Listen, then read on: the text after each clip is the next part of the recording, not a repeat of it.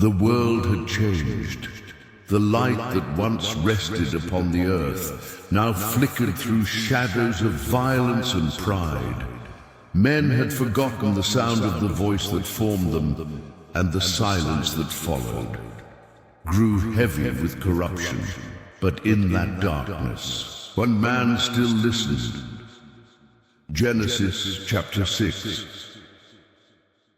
And it came to pass, when men began to multiply on the face of the earth, and daughters were born unto them, that the sons of God saw the daughters of men that they were fair, and they took them wives of all which they chose. And the Lord said, My spirit shall not always strive with man, for that he also is flesh. Yet his days shall be 120 years. There were giants in the earth in those days, and also after that, when the sons of God came in unto the daughters of men. And they bare children to them. The same became mighty men, which were of old, men of renown. And God saw that the wickedness of man was great in the earth, and that every imagination of the thoughts of his heart was only evil continually. And it repented the Lord that he had made man on the earth. And it grieved him at his heart, and the Lord said, I will destroy man whom I have created from the face of the earth, both man and beast, and the creeping thing, and the fowls of the air, for it repenteth me that I have made them.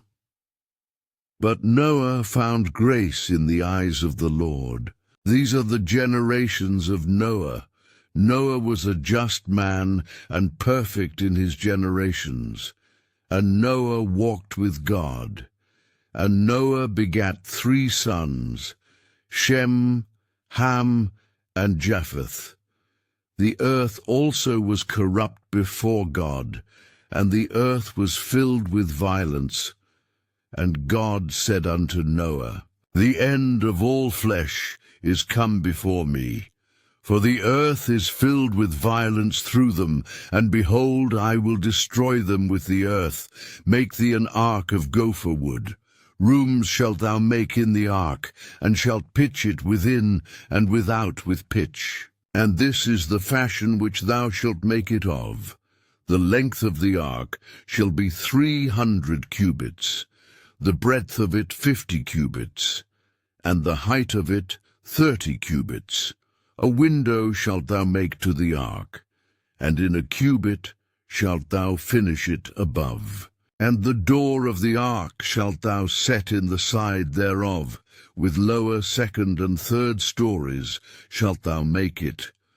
And behold, I, even I, do bring a flood of waters upon the earth, to destroy all flesh, wherein is the breath of life from under heaven. And everything that is in the earth shall die. But with thee will I establish my covenant, and thou shalt come into the ark, thou and thy sons, and thy wife, and thy sons' wives with thee, and of every living thing of all flesh, 2 of every sort shalt thou bring into the ark.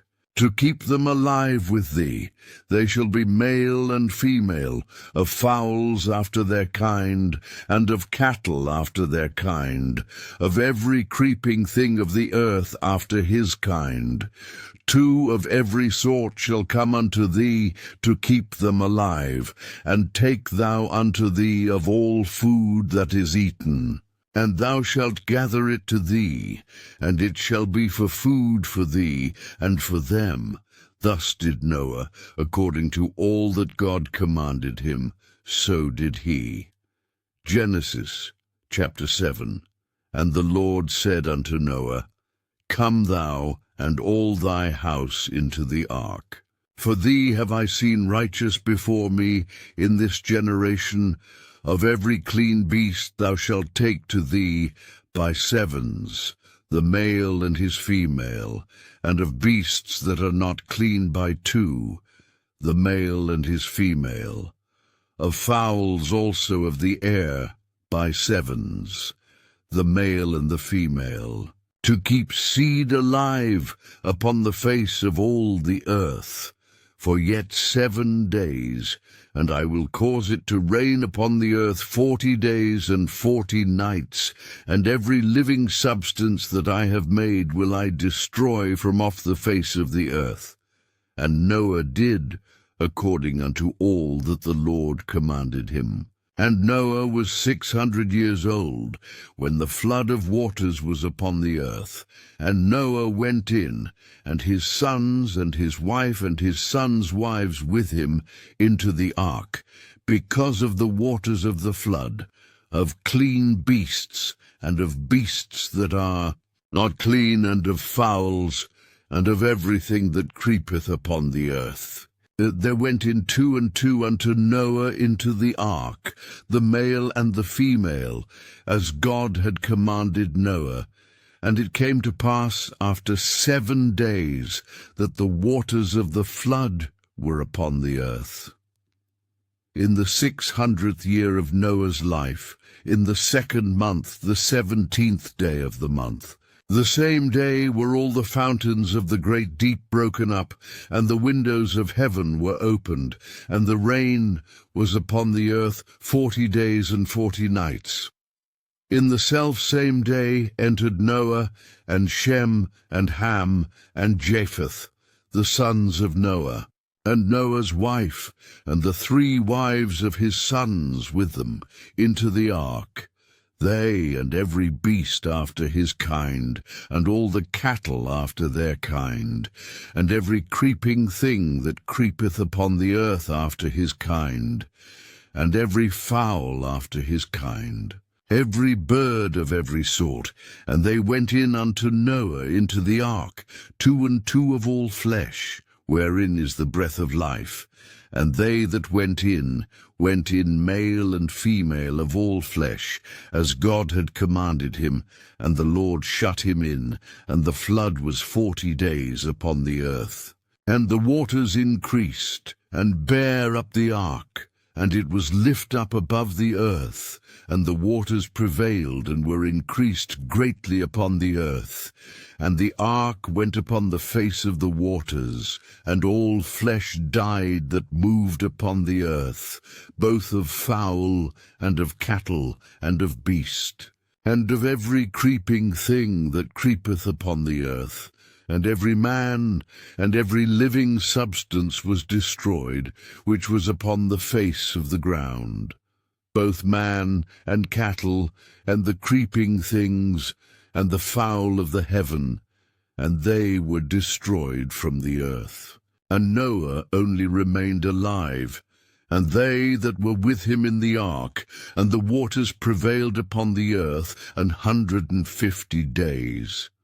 The flood cleansed the earth of its noise, but the silence that followed was not empty.